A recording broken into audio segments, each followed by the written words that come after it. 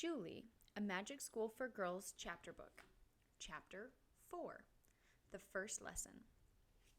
Miss Betsy led all her students to the school playground. Each student had a broomstick in hand, including Julie.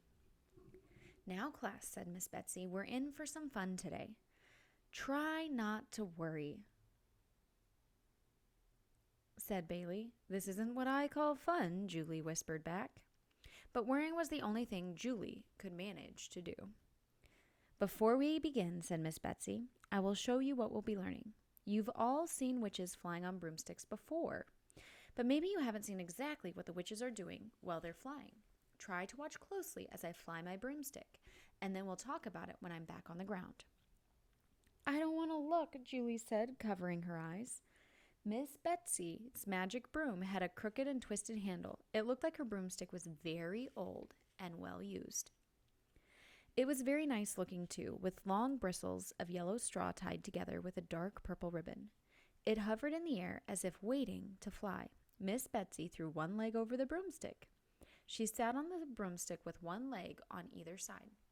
The broomstick seemed to defy gravity as it hovered, despite the added weight of Miss Betsy. With a sudden whoosh, the broomstick took off into the air. "Wahoo!" yelled Miss Betsy. Miss Betsy and the broomstick zoomed up into the sky, climbing higher and higher. Bailey watched in amazement. All Julie noticed was that Miss Betsy was holding on with only one hand. "Just watching is going to make me sick," Julie said to Bailey. She felt dizzy, and she held onto Bailey's arm so that she wouldn't fall down. Together, they watched their teacher soaring through the air. Miss Betsy wasn't content to just fly here and there. She dipped and zipped and flipped and looped. She did all kinds of air acrobats.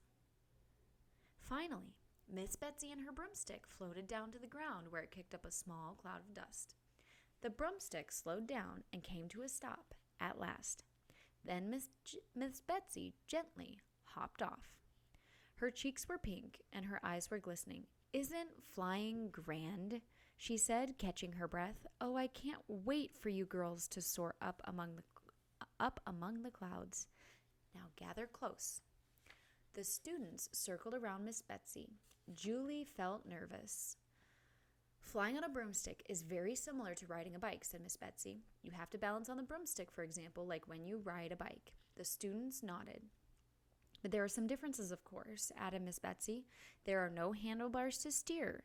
Instead, to turn left or right, you lean to the left or right."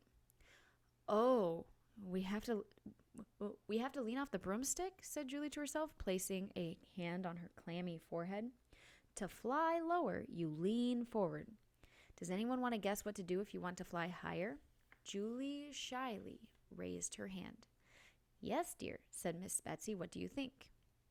"Lean backward," said Julie quietly. "That's right," said Miss Betsy. Julie thought she might faint.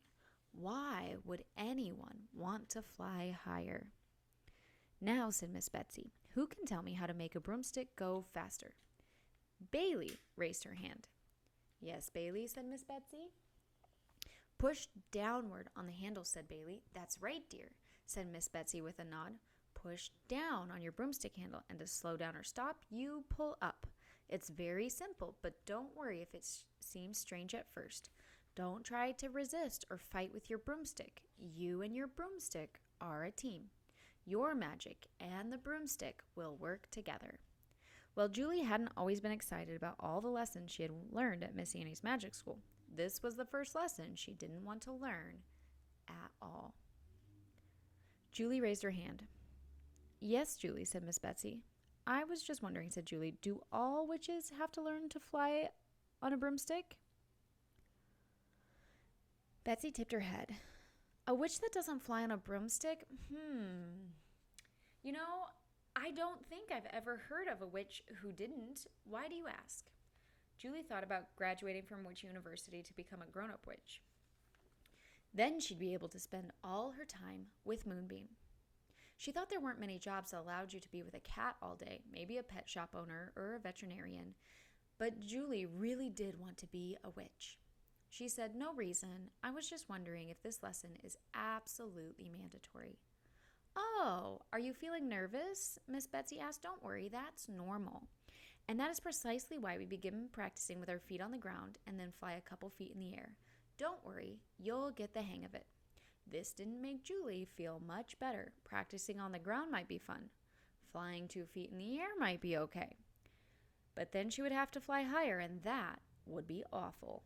What would she do then? Would Julie be the first witch in history who couldn't fly a broomstick?